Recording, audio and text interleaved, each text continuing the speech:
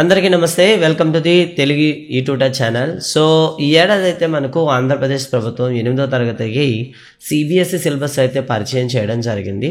So ఈ video సిరీస్లో CBSE text books అయితే ఏవైతే మనకు ఆంధ్రప్రదేశ్ ప్రభుత్వం సప్లై చేసిందో వాటిని ప్రతి లెసన్ అయితే రివ్యూ చేస్తున్నాం. సో ఈ రివ్యూస్ అనేది లైన్ టు లైన్ మీకు ఎక్స్ప్లెయిన్ చేయడం జరుగుతుంది.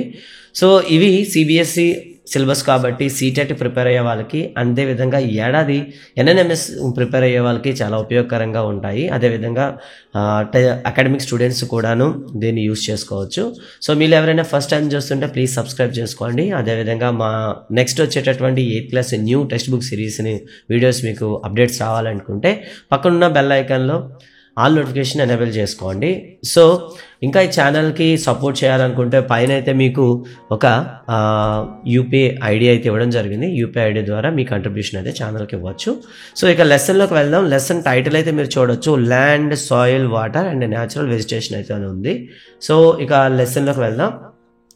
సో ఇక్కడ మనం చూసినట్లయితే ఈ లెసన్లో సో మొత్తం ఈ వేటి గురించి చర్చించబోతున్నాం. ల్యాండ్ అంటే భూమి గురించి చర్చించబోతున్నాం, అండ్ సాయిల్ నేల, వాటర్ నీరు, న్యాచురల్ వెజిటేషన్ అంటే దీన్ని మనం ఏం చెప్తామంటే సహజ వృక్ష సంపద, అండ్ వైల్డ్ లైఫ్ అండి. సో దీన్ని వన్యప్రాణుల గురించి కూడా మాట్లాడుకోబోతున్నాం. సో రిసోర్సెస్ అండి, ఇవన్నీ కూడా మనకి వనరులుగా చెప్పుకుంటాం కాబట్టి ఇవన్నీ వనరుల గురించి ఇప్పుడైతే మనం డిస్కస్ చేయబోతున్నాం. అయితే స్టార్టింగ్లో ఇద్దరు విద్యార్థులకు సంబంధించి జీవితాల అంటే వాళ్ళ జీవన విధానాల గురించి ఇక్కడ డిస్కస్ చేస్తూ మనకి లెసన్ అయితే స్టార్ట్ అవుతుంది. ఫస్ట్ ఆఫ్ ఆల్ చూస్తే ఆఫ్రికా ఖండంలోని టాంజానియా దేశంలో నివసిస్తున్న మాంబా. ఓకేనా, in a small village in Tanzania, Africa, Mamba gets up very early morning okay to fetch water. So ఈ మాంబా అనే అమ్మాయి ఉదయాన్నే లేచి ఫెచ్ వాటర్, సో నీరు తీసుకురావడానికి వెళ్తుందట. She has to walk a long way and return after a few hours. చాలా దూరం వెళ్ళి తర్వాత కొన్ని గంటల తర్వాత తిరిగి వస్తుందట. She then helps her mother in the house and join her brother in taking care of their goats. So తర్వాత ఇంటికి వచ్చిన తర్వాత వెంటనే వాళ్ళ అమ్మగారికి ఇంటి పనులు సహాయం చేస్తుంది. తర్వాత వెంటనే తన సహోదరులతో పనిలో జాయిన్ అవుతుంది. తమకు ఉండేటటువంటి మేకలు ఏవైతే ఉన్నాయో మేకల సంరక్షణ. All her family own is a piece of rocky land around the small hut. వాళ్ళు ఉండేటటువంటి ఇంటి గుడిసె చుట్టూ కూడా కొంత రాతి నేల అయితే ఉంది. So Mamba's father can barely grow some maize and beans on it after tilling hard. So ఈ రాతి నేలని చాలా కష్టపడి దున్నిన తర్వాత వీళ్ళు ఏమేమి పండిస్తున్నారంటే మెయిజ్ అండి. మెయిజ్ అంటే మనందరూ తెలుసు జొన్నలు అని పిలుస్తాము.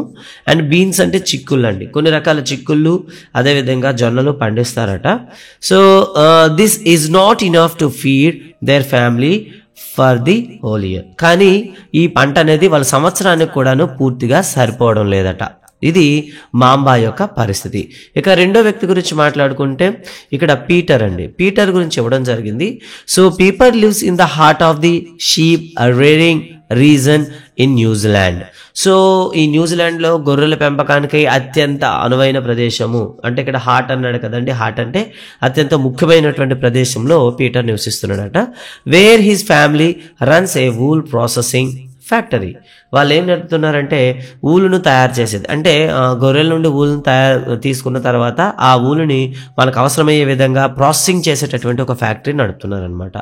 Everyday when he returns from school Peter watches his uncle taking care of there sheeps. ఎప్పుడైతే ప్రతిరోజు స్కూల్ నుండి రాగానే వాళ్ళ అంకుల్ ఈ గొర్రెల్ని ఏ విధంగా సంరక్షిస్తుంటాడో దాన్ని మొత్తం కూడా పీటర్ చూస్తుంటారట. Their sheep yard is situated on a wide grassy plain with hills in the far distance. అంటే వాళ్ళు ఉండేటటువంటి నివాస ప్రాంతం ఎక్కడ ఉందంటే ఒక కొండ స్లోప్ ఏరియాలో అయితే ఉంది. అక్కడ వైడ్ గ్రాస్ అంటే వెడల్పైనటువంటి గడ్డి భూములు ఉండేటటువంటి ప్రదేశంలో వాళ్ళు ఉన్నారట. అంటే వెడల్పైన గడ్డి భూములు చాలా పొడవుగా ఉన్నాయంటే సో దాన్ని మనం వేరే విధంగా కూడా దాన్ని మనం మేనేజ్ చేయొచ్చు. It is managed in a scientific వే అండి. ఇక్కడ మనకి ఇవ్వడం జరిగింది. శాస్త్రీయ పద్ధతిలో వాళ్ళైతే ఉపయోగిస్తున్నారు. Using the latest technology. అంటే లేటెస్ట్ టెక్నాలజీ అంటే మనం గడ్డిని కోసే యంత్రాలు కానివ్వండి, లేదా భూమిని దున్నే యంత్రాలు కానివ్వండి, ఇలాంటివి ఓకేనా అడ్వాన్స్ టెక్నాలజీ వాడుతున్నారు అనమాట. Peter family also grow vegetables through organic farming. So రీసెంట్గా మన అందరూ తెలిసిందే సేంద్రీయ వ్యవసాయం అంటాం కదా. సో ఆర్గానిక్ ఫార్మింగ్ కూడా వాళ్ళు చేసి కూరగాయలు పండిస్తున్నారు అనమాట. సో ఈ ఇద్దరు ఫ్యామిలీలో డిఫరెన్స్ ఏంటి ఇప్పుడు మనం చూసుకోవాలి. ఇద్దరు ఫ్యామిలీలో డిఫరెన్స్, ఒకరికేమో సో అడ్వాన్స్ టెక్నాలజీ ఉంది, వైడ్ రేంజ్ అయితే ఉంది, వాళ్ళు చక్కగా ఉన్నారు. అండ్ ఒకరైతే సో కుటుంబానికి సరిపడిన భోజనం కూడా లేనటువంటి పరిస్థితిలో ఉన్నారు. ఏంటి తేడా? So mamba and Peter stay in 2 different parts of the world. So ప్రపంచంలో 2 ప్రత్యేక ప్రాంతాల్లో అంటే 2 విభిన్నమైనటువంటి ప్రాంతాల్లో వీళ్ళు నివసిస్తున్నారు. And lead very different lifes. వాళ్ళు విభిన్న జీవనాన్ని కూడా కొనసాగిస్తున్నారు. This difference is because of their difference in the quality of land. So ఈ వ్యత్యాసం, వాళ్ళ జీవన విధానంలో ఉండే వ్యత్యాసం ఎలా వచ్చింది?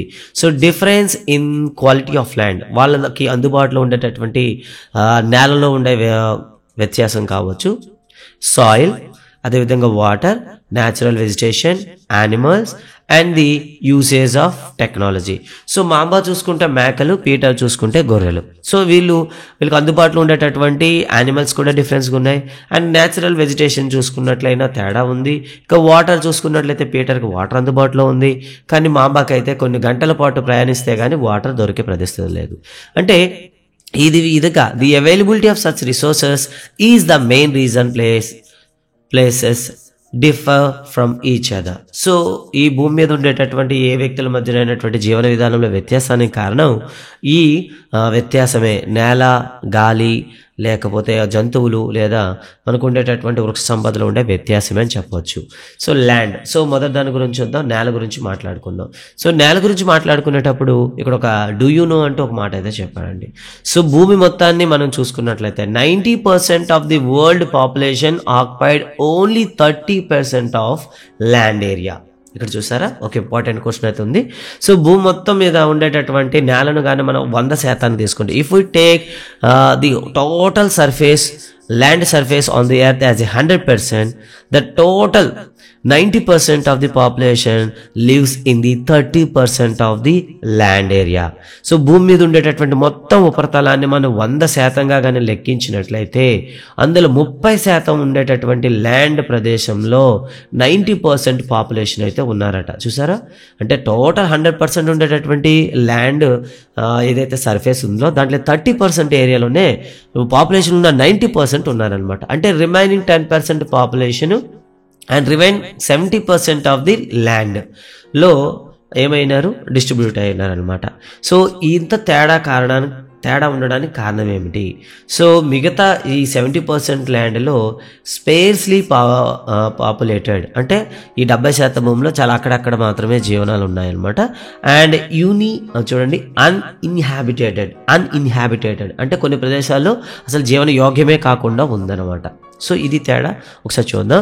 ల్యాండ్ గురించి మాట్లాడదామంటే, land is among the most important natural resources. మనకుంటే సహజ వనరులో అత్యంత ముఖ్యమైనది ఏదైనా ఉంది అంటే అది నేల అని చెప్తాం, భూమి అని చెప్తాం. ఓకేనా. Next one, it covers only about 30% of the total area of the earth surface. So భూమి యొక్క టోటల్ సర్ఫేస్ను మనం తీసుకున్నట్లయితే దానిలో 30% మాత్రమే మనకి ఏముంది, ఇక్కడ నేల అయితే ఉందన్నమాట. ఓకేనా, ల్యాండ్ అయితే ఉంది. మిగతా 70% అంతా కూడా మనకి వాటర్తో ఫిలప్ అయింది. ఆ వాటర్ని మనం ఏమని పిలుస్తాం, ఓషన్స్ అని పిలుస్తాం అనమాట. ఓకేనా. The earth surface and all parts of the small percentage are not habitable. ఈ ఉన్న ఈ 30% భూమి మొత్తం మీద 30% అనేది మనకి నేల ఉంటే ఈ 30% కూడా మనకి నివాసయోగ్యంగా పూర్తిగా లేదనమాట. The uneven distribution of population in different parts of the world is mainly due to varied characteristics of land and climate. So ఈ ఉండేటటువంటి 30% ఎర్త్ పైన కూడా అన్ని దగ్గర కూడా ఈక్వల్గా, సో అన్ఈవెన్ అంటే అన్ని దగ్గర సమానంగా లేకుండా పాపులేషన్ ఉండడానికి మెయిన్ రీజన్ ఏంటంటే, first one so the characteristics of land. ఓకేనా. And next one climate. So చూసారు కదా, నేల స్వభావము మరియు వాతావరణము ఈ రెండే ఏం చేస్తున్నాయంటే భూమి మీద ఇవి అసమానంగా జనాభా విస్తరించడానికి కారణమవుతుంది. The రగడ్ topography, steep slopes of the mountains, లో లయింగ్ ఏరియా, ససెప్టబుల్ వాటర్. ఓకేనా. ఇక్కడ మనం చూసినట్లయితే కొన్ని కారణాలు అయితే చెప్పారండి. ఫస్ట్ వన్ చూసుకున్నట్లయితే చూడండి, ఫస్ట్ వన్ చూసుకున్నట్లయితే ది రగ్గడ్ టోపోగ్రఫీ. అంటే దీన్ని ఏమని పిలుస్తామంటే, సో కొన్ని దగ్గర మనకి ఎగుడు దిగుడుల ప్రాంతం, రగ్గడ్ అంటే మనకి అర్థం ఏమొస్తుందంటే ఎగుడు దిగుడు ప్రాంతాలు అని అంటాం, ఎత్తు పల్లాలు అంటాం కదా. కొన్ని దగ్గర మనం చూసుకున్నట్లయితే కొండ ప్రాంతాల్లో మనకి ఎగుడు దిగుడుగా ఉంటుంది, లేదా స్థలాకృతి అనేది కఠినంగా. దాని అర్థం ఏంటంటే, సో మనం నివసించడానికి కావచ్చు, లేదా చెల్లించడానికైనా కాదు, నడవడానికైనా కాదు, అలా ఉండేటటువంటి ప్రాంతాలు అయితే ఉంటాయి. స్టీప్ స్లోప్స్ అంటే మనం చెప్పాలనుకుంటే ఇంకా పర్వతాల అంచుల్లో ఉండేటటువంటి వాల్ అనమాట. సో వాల్ కానీ చూసారా, steep slopes of the mountains, పర్వతాల పక్కన ఉండేటువంటి వాల్ ప్రాంతాలు. లో లయింగ్ ఏరియాస్, అంతేకాకుండా ఇంకేం చెప్తాము, లోతట్టు ప్రాంతాలు అని పిలుస్తాం. అంటే మనకి నీరు అందుబాటులో ఉండే ప్రాంతాల్లోకి దిగువగా ఉండే ప్రాంతాలు అంటాం. ఎక్కడ వర్షం పడినా కూడాను ఈ లోతట్టు ప్రాంతాలకి ఏమొస్తుంది, నీరు చేరిపోయి ఎక్కువగా వరదలు కలిగిస్తూ ఉంటుంది అనమాట. అంతేకాదు susceptible to water logging. So ఇదంతా కూడాను ఎప్పటికప్పుడు నీరు అనేది నిండిపోతూ ఉంటుంది. డిజర్ట్ ఏరియాస్ అంటే మనందరూ తెలిసిందే, ఎడార్లు.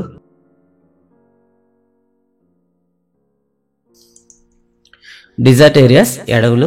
అంతేకాకుండా thick forest are normally sparsely populated are అన్ఇన్హాబిటేటెడ్.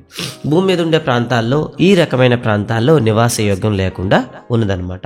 Plains, మైదానాలు and river valleys offer suitable land for agriculture.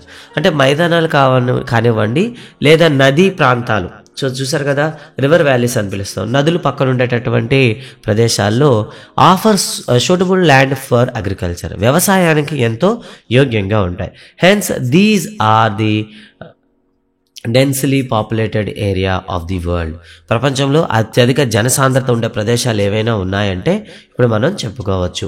So ఇప్పుడు ఇచ్చేటటువంటి రీజన్లో ప్రపంచంలో అత్యధిక జనాభా లేదా అత్యధిక జనసాంద్రత ఉండే ప్రదేశాలు ఏంటంటే, ఒకటి ప్లెయిన్స్, మైదానాలు, ఇక రెండోది రివర్ వ్యాలీస్ అంటే నది దాని వ్యాలీస్ అంటే లోయ ప్రాంతాలు అంటాము, లేదా నదులు ఉండేటటువంటి ప్రదేశాలు అని చెప్తాం అనమాట.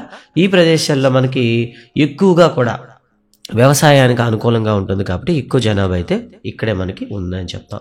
ఇక తర్వాత చూసుకున్నట్టయితే ల్యాండ్ యూజ్ గురించి ఒకసారి మాట్లాడుకుందాం. సో ల్యాండ్ యూజ్ అంటే భూ వినియోగం అని పిలుస్తాం. ఇక్కడ చూడండి ఒకసారి, సాల్బర్గ్ ఇన్ ఆస్ట్రియా దేశంలో ఒక సాల్బర్గ్ అనే ప్రదేశం అయితే కనిపిస్తుంది ఇక్కడ. సో అన్ని రకాలుగా ఇక్కడ వినియోగించినట్టయితే క్లియర్గా కనిపిస్తుంది. సో ఈ ల్యాండ్ యూజ్ అంటే ఏంటో చూద్దాం. Land is used for different purpose such as agriculture, forestry, mining, building houses, roads and setting up of industries. అంటే భూమి అనేది మనకి వ్యవసాయానికి ఉపయోగపడుతుంది, ఫారెస్ట్రీ అంటే మనం ఏం చెప్తాం ఇక్కడ మనం చెప్పడానికి, అడవుల పెంపకానికి ఉపయోగిస్తుంది, మైనింగ్ మనకి ఏదైతే ఉన్నాయో గనులు తవ్వకానికి ఉపయోగపడుతుంది, బిల్డింగ్ హౌసెస్ ఇళ్ల నిర్మాణానికి ఉపయోగపడుతుంది, రోడ్లు వేయడానికి ఉపయోగపడుతుంది, సెట్టింగ్ అప్ ఇండస్ట్రీస్ కర్మాగారాల స్థాపనకు సహకరిస్తుంది. This is commonly termed as land use. వీనన్నింటినీ కలిపి మనం ఏమని పిలుస్తామంటే ల్యాండ్ యూజ్, భూ వినియోగము అని చెప్తాం అనమాట. అంటే ఇక్కడ మనకి చూడండి, can you list out the different ways to which Mamba's and Peter's family use their land. ఇక్కడ పీటర్కి మాంబాకి ఉండేటటువంటి భూ వినియోగంలో వ్యత్యాసం ఏదైనా ఉందా, దాన్ని ఒక టేబులర్ ఫామ్ తయారు చేయండి అంటూ స్టూడెంట్స్కి ఒక చిన్న ప్రాజెక్ట్ అయితే ఇవ్వడం అయితే జరిగింది. తర్వాత the use of land is determined by physical factors such as topography, soil, climate, minerals and availability of water. అయితే భూ వినియోగం అనేది ఏదైతే మనం భూమిని ఉపయోగించే విధానం అని చెప్పుకుంటున్నాం కదా, ఇది వేటిపైన డిపెండ్ అయి ఉంటుంది. ఇక్కడ చూడండి, ఇక్కడ క్లియర్గా చెప్పడం జరిగింది, the usage of land depends on physical factors such as topography అని పిలుస్తాం. టోపోగ్రఫీ అంటే ఏంటి, స్థలాకృతి అని పిలుస్తాం అనమాట. స్థలం అనేది ప్లెయిన్గా ఉందా, లేదా రాకీగా ఉందా, లేదా రగ్గడగా ఉందా, సో ఉండే నేల స్వభావం పైన డిఫరెంట్ అయి ఉంటుంది. నెక్స్ట్ వన్ సాయిల్, అక్కడ ఉండేటటువంటి నేల సారవం పైన ఆధారపడి ఉంటుంది. క్లైమేట్, వాతావరణం పైన ఆధారపడి ఉంటుంది. మినరల్స్, ఖనిజాల పైన ఆధారపడి ఉంటుంది. And availability of the water, అంటే నీటి లభ్యత పైన కూడా ఆధారపడి ఉంటుంది. ఇవన్నీ కూడాను ఒక ల్యాండ్ యొక్క యూసేజ్ని మనకేం చేస్తాయి, డిసైడ్ చేస్తాయి అనమాట. Human factors such as population and technology are also important determinants of land use pattern. భూ వినియోగ విధానంలో, సో భూ వినియోగ విధానంలో ఈ హ్యూమన్ ఫ్యాక్టర్స్ కూడాను మనకి ఏం చేస్తాయంటే కొంత కాజ్ అయితే అవుతాయన్నమాట. ఫర్ ఎగ్జాంపుల్ చూడండి, పాపులేషన్ అండ్ టెక్నాలజీ. సో అక్కడ ఉండే జనాభా, అంతేకాకుండా అక్కడ ఉన్న సాంకేతిక పరిజ్ఞానం కూడాను నేల ఉపయోగాన్ని మనకి నిర్దేశిస్తాయన్నమాట. Land can also be classified on the basis of ownership. So ఈ భూమిని ఓనర్లను బట్టి సో దాన్ని ఏం చేస్తామంటే మళ్ళీ మనం వర్గీకరించవచ్చు అనమాట. So private land and common land, community land. So private land అంటే ఏంటి? ఇప్పుడు మనం చూస్తూ ఉంటాం. సో కొంతమంది పొలాలు అనేవి వాళ్ళకి అధికారంగా, అంటే వాళ్ళకి అధికారం ఉంటుందన్నమాట. ఇది మా తోట అని పిలుస్తుంటారు. ఆ తోటలో వేరే వాళ్ళని వెళ్ళడానికి అవకాశం ఉండదు. అలాగే మనం ఏం చేస్తాం, ఇళ్ళ ప్రదేశాల్లో మన ఇల్లు అనేది ఏం చేస్తాం, ఒక కొంత ప్రదేశంలో కట్టుకున్నాం, అది మనది, ఇట్స్ అవర్స్ ఓన్ అంటాం. సో అక్కడ వేరే వాళ్ళకి అంటే ఎలా ఉండదు. అలాంటి వాటిని ఏమంటాం, ప్రైవేట్ ల్యాండ్ అంటాం అనమాట. ఒక వ్యక్తిగతమైనటువంటి ఏమని పిలుస్తాం, దాన్ని నేల అని పిలుస్తాం. ఇక రెండోది కమ్యూనిటీ అంటాం అనమాట. సో కమ్యూనిటీ ల్యాండ్ అంటే ప్రభుత్వ భూమి అని చెప్పొచ్చు. ఓకేనా, సామాజిక భూమి అని చెప్పొచ్చు అనమాట. So private land is owned by individual, where community land is owned by the community for common uses like collection of water, fruits, nuts and medical ఓకేనా, మెడిసినల్ హెర్బ్స్ అని ఇచ్చాడు అనమాట. అంటే ఇక్కడ కమ్యూనిటీ ల్యాండ్ అనేది అందరూ కూడా ఉపయోగించుకునేటట్లు అవకాశం ఉంటుంది. సో కాబట్టి ఈ దీన్ని ఏమని పిలుస్తామంటే ప్రభుత్వ భూమిలో మనకు అందరికీ సమానమైనటువంటి హక్కు ఉంటుంది అనమాట. ఇక్కడ నుండి ఏమేమి తీసుకోవచ్చు, ఫర్ ఎగ్జాంపుల్ ఫాడర్ అంటే మనం వంట చెరుకు అని పిలుస్తాం. ఓకేనా, ఫాడర్ అంటే వంట చెరుకు లేదా పశువుల మేత.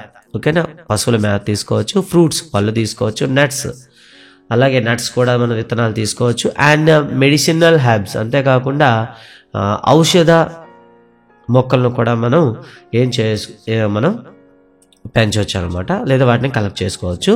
These community lands are also called common property resources అంటాం. వీటిని ఏమని పిలుస్తామంటే ఉమ్మడి వనరులు అని కూడా పిలుస్తాం అనమాట.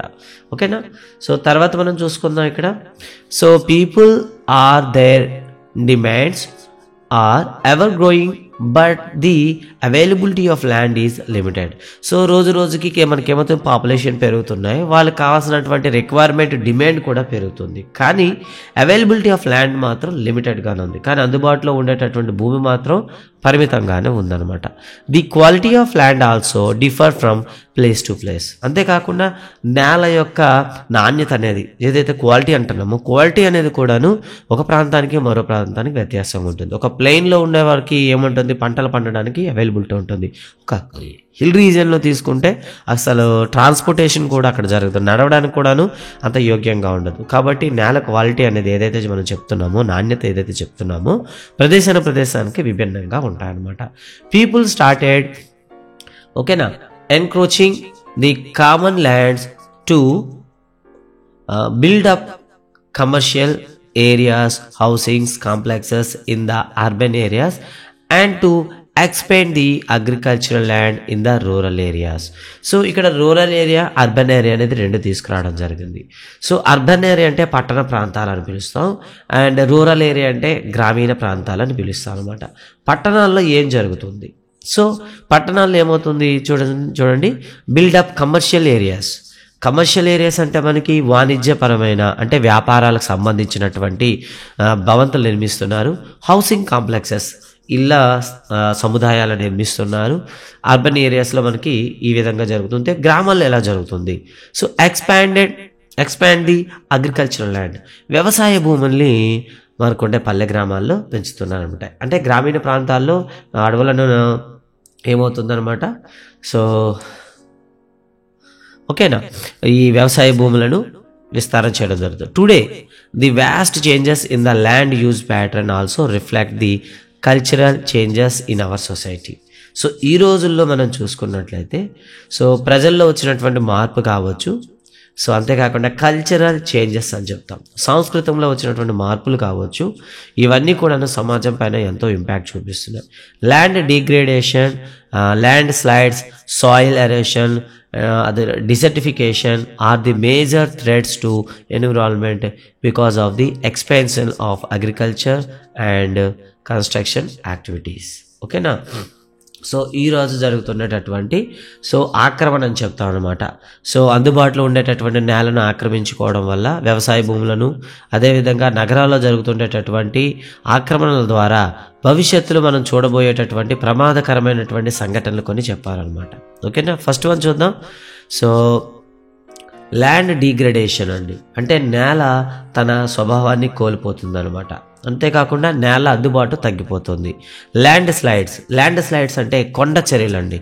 కొండ చర్యలు కొన్నిసార్లు ఏమవుతుంటాయి, విరిగి పడిపోతుంటాయి. సాయిల్ ఎరేషన్ అంటే దీన్ని ఏమంటాం, నేల కోత అంటాం. వర్షాలు వచ్చేటప్పుడు కానీ, గాలులు ఇచ్చేటప్పుడు కానీ నేల అనేది కోతకు గురవుతుంటుంది. దీన్ని సాయిల్ ఎరేషన్ అంటాం.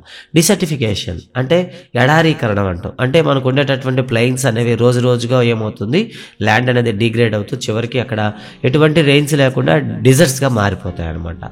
సో రానున్న షార్ట్ పీరియడ్లో మనమందరం కూడా చూడబోతున్న అత్యంత ప్రమాదకరమైన సంఘటనలు ఏమైనా ఉన్నాయంటే ల్యాండ్ డిగ్రేడేషన్ ఒకటి, ల్యాండ్ స్లైడ్స్ ఒకటి, సాయిల్ ఎరేషన్ ఒకటి అండ్ డిసర్టిఫికేషన్ ఒకటి.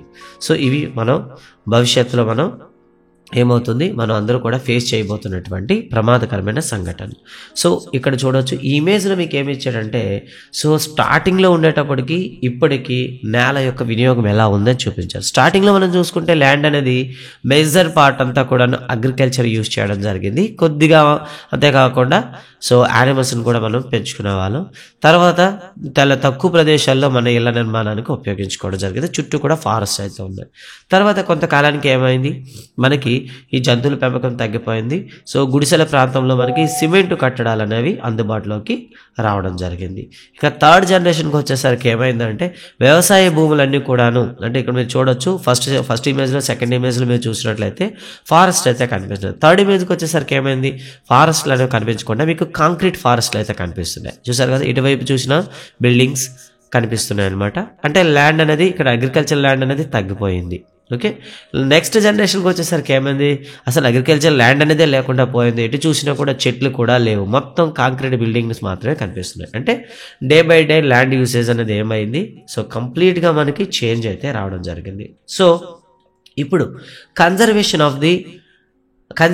Of land resources. సో ఈ భూ వనరులు ఏవైతే ఉన్నాయో వీటిని మనం ఏ విధంగా సంరక్షించాలి, సో చూద్దాం ఒకసారి.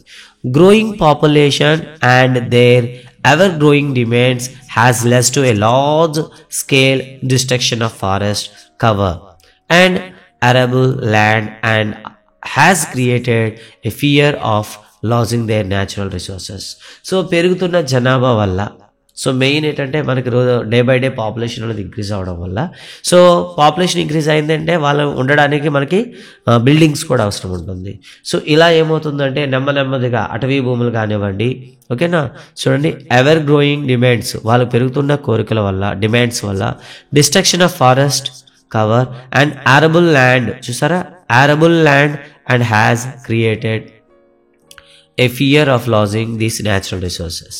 సో డిస్ట్రక్షన్ చేస్తున్నాం. ఏమేమి డిస్ట్రక్షన్ చేస్తున్నాం, నాశనం చేస్తున్నాం. ఒకటి ఫారెస్ట్ కవర్స్, ఏవైతే మనకి అటవీ భూములు ఉన్నాయో వాటిని నాశనం చేస్తున్నాం. సెకండ్ arable ల్యాండ్, వ్యవసాయానికి ఉపయోగపడే భూముల్ని మనం నాశనం చేస్తున్నాం. ఈ నాశనం చేయడం అనేది ఒక చిన్న భయాన్ని అయితే కనిపించింది అనమాట. ఏంటి ఆ భయం, సో భవిష్యత్తులో మనకు నేల అనేది పోయేటటువంటి అవకాశం ఉంది అంటూ ఒక చిన్న ఫియర్ని అయితే మనకి కల్పించడం జరిగింది. So therefore the present rate of degradation of land must be checked. కాబట్టి ఈరోజు మనం వాడుతున్నటువంటి భూ వినియోగాన్ని మనం ఒకసారి పునఃసంరక్షించుకోవాల్సిన అవకాశం అయితే ఉంది. So afforestation, land reclamation and regulated use of chemical pesticides and fertilizers and checks on overgrazing are some of the common method used to conserve land resources. ఇక్కడ ఒక కొన్ని ఇంపార్టెంట్ పాయింట్స్ అయితే చెప్పారండి. ఎవరైతే మీరు సీటెట్ కానివ్వండి లేదంటే ఎన్ఎంఎస్ ప్రిపేర్ అవుతున్నారో వాళ్ళకైతే క్వశ్చన్ అయితే రావడానికి అవకాశం ఉంటుంది. సో ల్యాండ్ కన్జర్వేషన్ చేయాలి అంటే మనం ఏ టెక్నిక్ని యూజ్ చేయాలి, దానికి సంబంధించిన ఆన్సర్ అయితే ఉంది. ఎఫారెస్టేషన్ అండి, అటవుల పెంపకం ఫస్ట్ది. ల్యాండ్ రీక్లైమేషన్, భూసేకరణ అంటే తిరిగి ఏదైతే ఆక్రమణదారులు ఆక్రమించుకున్నారో ఆ నేలను తిరిగి సేకరించి వ్యవసాయ యోగ్యానికి ఉపయోగపడాలి. Regulated use of chemical pesticides and fertilizers, రసాయనిక ఎరువులు కానివ్వండి, పురుగుల మందులు కానివ్వండి, సో రెగ్యులేటెడ్ వాటిని నియంత్రించాలి. Checks on over grazing, so పశువులు మేసేటప్పుడు కూడా ఓవర్ గ్రేజింగ్, సో అతిగా మేపడం అంటే ఒక స్థాయికి దాటి మనం దాన్ని మేపడానికి లేదు, కానీ ఆ స్థాయికి దాటి మేపడం వల్ల ఏమవుతుంది, నేల అనేది మనకి ఎరేషన్ అని పిలుస్తాం కదా, సో కొట్టుకుపోతుంది. కాబట్టి ఓవర్ గ్రేజింగ్ కూడా ఒక ప్రాబ్లమే. Are some of the common method use to conserve land resources. So land రిసోర్సెస్కి మనకు ఉండేటటువంటి ముఖ్యమైన పాయింట్స్ చూడండి. Afforestation, land reclamation, and regulated use of chemical fertilizers and forests, and checks on overgrazing. ఇవన్నీ కూడా మోస్ట్ ఇంపార్టెంట్ పాయింట్స్ అనమాట. So మనకి soil conservation చేయడానికి. అండ్ తర్వాత గ్లాసరీలో మీకు వెదరింగ్ అనేది ఒక మాట అయితే ఇవ్వడం జరిగింది. సో వెదరింగ్ అంటే మనకు నేల ఏర్పడే విధానం అండి. The breaking of the decays of exposed rocks by temperature changes, frost action, plants and animal and human activity. So మన చుట్టూ ఉండే రాళ్ళు కానివ్వండి, అవి మనకు ఉండేటటువంటి నీటి వల్ల కానివ్వండి, వాతావరణ మార్పులు కానివ్వండి, లేదా ఉష్ణోగ్రత ఎండ యొక్క తీవ్రత వల్ల కానివ్వండి, జంతువులు, మొక్కలు, మానవుల చర్యల వల్ల కానివ్వండి, ఏమవుతాయంటే రాళ్ళు కాస్త చిన్నగా విడిపోయి మనకేమవుతాయి, గుండగా అంటే డస్ట్గా ఫామ్ అవుతుంది. ఈ డస్ట్ అనేది మనకేమవుతుంది, సాయిల్ ఏర్పడడానికి సహకారం చేస్తుంది అనమాట. ఇలా రాక్స్ అనేవి చిన్న శాండ్ పార్టికల్స్గా తర్వాత మనకి సాయిల్గా ఫామ్ అవడాన్ని మనం ఏమని పిలుస్తామంటే వెదరింగ్ అని పిలుస్తామండి. వెదరింగ్, దీన్ని తెలుగులో శిలాశైథిల్యం అని పిలుస్తాం అనమాట. అండ్ నెక్స్ట్ వన్ చూసుకుంటే నేల గురించి మాట్లాడుకుందామండి. సో గైస్, ఇది ఫస్ట్ పార్ట్ అనమాట. ఇక తర్వాత వచ్చేసరికి రెండో పార్ట్లో మీకు సాయిల్ గురించి ఉంటుంది. సో ఇక్కడ వరకు ఈ పార్ట్ మీకు ఎలా అనిపించింది, మీకు నచ్చినట్లయితే ఒక లైక్ అయితే ఇవ్వండి. అండ్ నెక్స్ట్ పార్ట్కి కోసం మీరు బెల్ ఐకాన్లో ఆల్ నోటిఫికేషన్ ఎనేబుల్ చేయండి. Thank you very much. జై హింద్.